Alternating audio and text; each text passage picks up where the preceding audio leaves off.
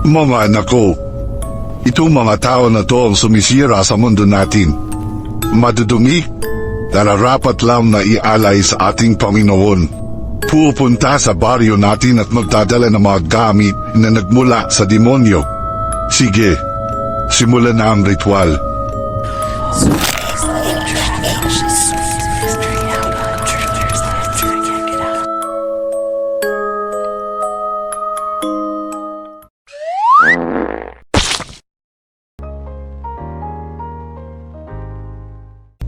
Hoy Joshua, alam mo ba talaga ang dinadaanan mo? Siyempre, alam ko yan. Wala kasi sa Google Map itong lugar na pupuntahan natin. Hindi pa naabot ng kabihasnan. Kaya pala pawala-wala ang signal ko sa phone at data. Basta Joshua, sigurado ka sa daan na to. Huli akong nakakita ng barangay, 3 oras na nakakaraan. Huwag kayong mag-alala. Hindi naman tayo masisiraan bigla sa gitna ng...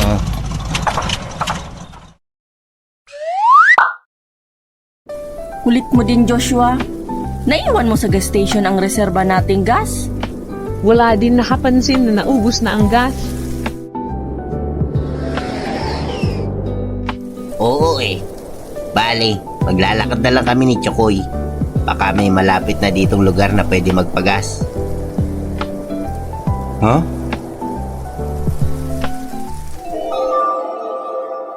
Hindi na kailangan maghanap. Hala, wala naman kanina yan ah. Imposible namang sabay-sabay tayo nagmamalikmata. Tumigil din ang hangin.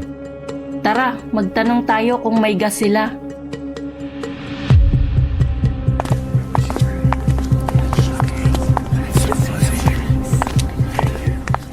Pwede po magtanong, meron ba kayong alam na gas na pwedeng pagbilan? Kausapin niyo ang kapitan. Siya ang naghahawak ng lahat dito. Makikita niyo siya sa plaza, sa may entablado.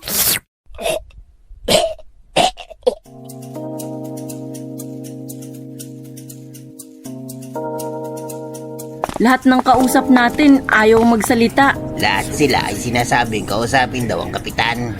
Siya na siguro yung kapitan.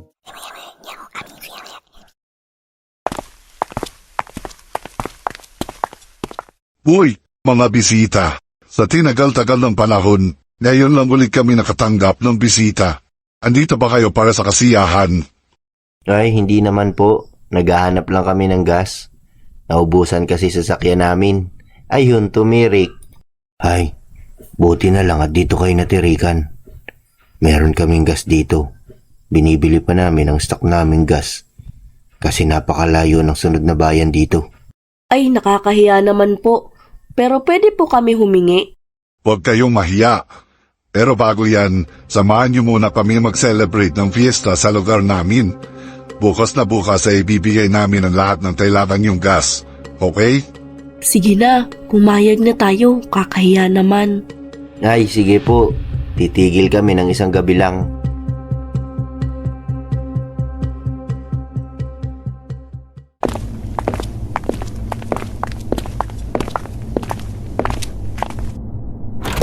Pagpasensyahan nyo na itong kwarto nyo. Munting baryo lang kami kaya ganito lang ang makakayanan namin. Okay lang po yan. Sige po, magpapahinga na muna kami. Rose, naramdaman mo din ba? Oo, masama ang lagay ko sa lugar na ito. Parang weirdo ang mga tao. At may tinatago pa. Oo, maging mapagmasid kayo habang nagpapahinga tayo. Mag-ingat ang lahat. Naintindihan mo, Joshua?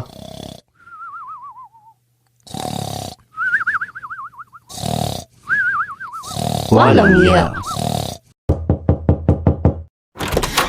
Ay, ito pala ang juice. Padala ni Purok Leader. Ay, gusto ko yan. Wala bang tinapay? Nagugutom na din ako eh. Ha? Walang iya. Nagising agad?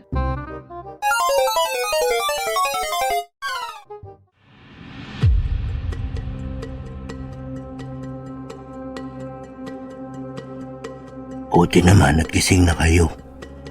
Ngayon ay sasakripisyo namin kayo sa Diyos namin. Hindi nararapat sa inyong mabuhay.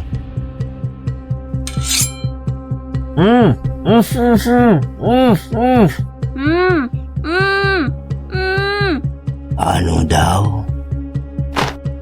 Linawin niyo ang sinasabi niyo. Sabi nila, pakawalan mo daw sila at itigil kung ano mang masamang balak nyo sa kanila. Naintindihan ko na. Nalimutan nyo ako'y tali. Uy, sakto. Pangtanggal ng tali nyo. Butas? Mukhang nilagyan nila ng pampatulog yung iced tea na iniinom natin. Oo nga. Teka, anong ginagawa ni Chukoy? Anong ginagawa nila?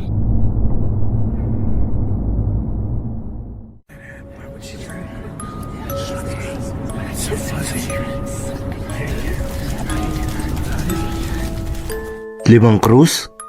Mukhang para sa atin yan ah.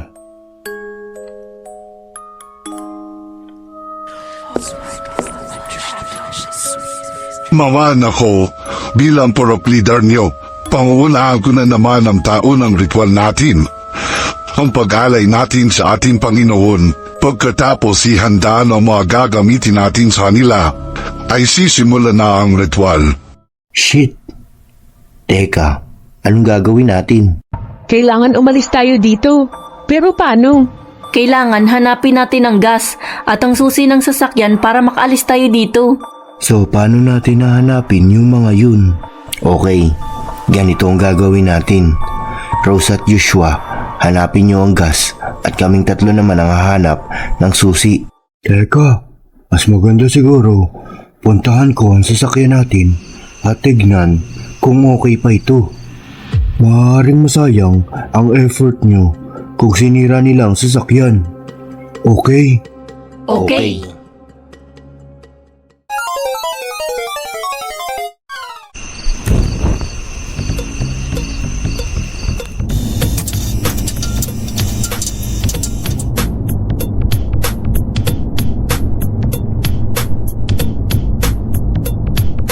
Joshua, may 2 bantay sa gas tank. Paano gagawin natin? Teka, ako ang bahala. Ganito ang gagawin natin. Mga iho. Meron akong agimat na ibinibenta. Agimat na pang-chicks. Wow! Pang-chicks? Teka, tatalabayan kahit kasing pangit mo. Walang yang to. Nanlait pa. Walang ya. Mukhang single ka naman ah. Tignan mo. Labas pa yan totyang mo. Putik. Sumusobra na tong mga utot na to ah. At ang laki po ng butas ng ilong. Wala na akong paki sa plano ko. Walang ya ka.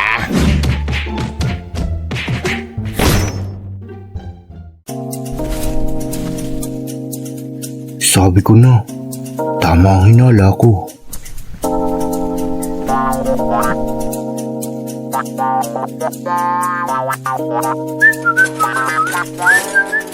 Pre, anong ginagawa mo? Pinipili ko naman sisirain ko sa sasakyan na to. Di kaya masayang ang sasakyan pag sinira mo lang? Yun nga ang punto ng pagsira ko. Para di nila magamit to sa pagtakas. Pre, naipit ka na ba ng hood? Hindi pa. Teka, ba't ba ang kulit mo?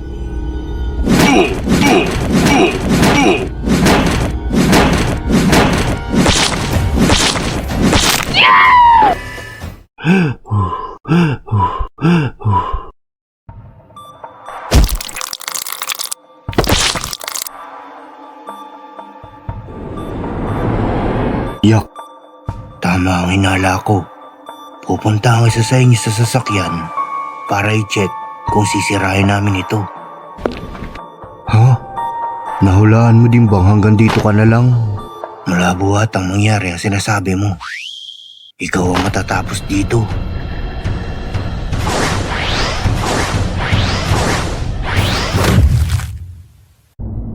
Sabihin mo, saan nyo tinago ang susi ng sasakyan namin?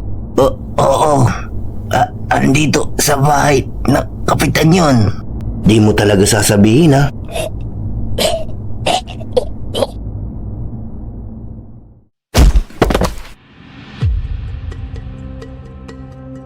Nasaan na kaya yun? Hinanap na natin sa buong bahay ng kapitan pero hindi pa din natin makita. Shit! Paano tayo makakaalis niyan?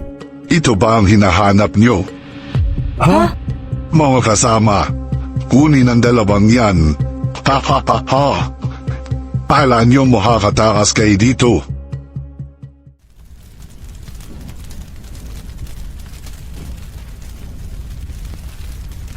Paluhodin ang dalawang yan. Kung iniisip nyo na makakatakas kayo, nagkakamali kayo. May dalawang bantay ako sa gastang. At siyempre, binabantayan ng kanang kamay ko ang sasakyan nyo. Kung sino man pumunta doon na kaibigan mo, ay tiyak na napahamak na. Ikaw, pugutan ang ulo ang dalawang yan. Hanapin ang ibang kaibigan nila at tapusin na natin agad itong pag-alay sa Diyos natin.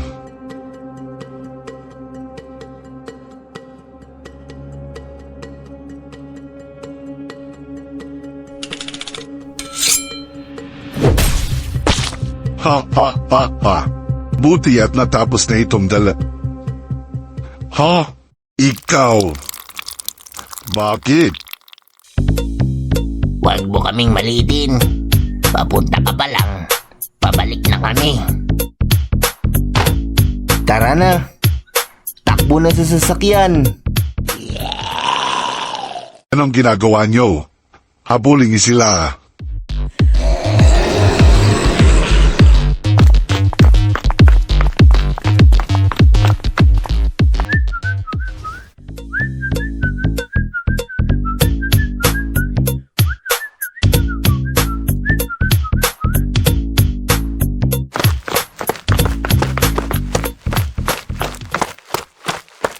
Chris! Oh? I-ready mo na ang sasakyan. Ito na ang susi. Okay.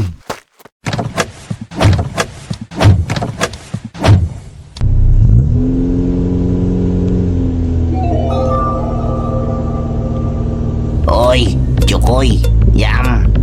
Mukhang ako ang bida sa episode na to ah. Ah, ganun ah.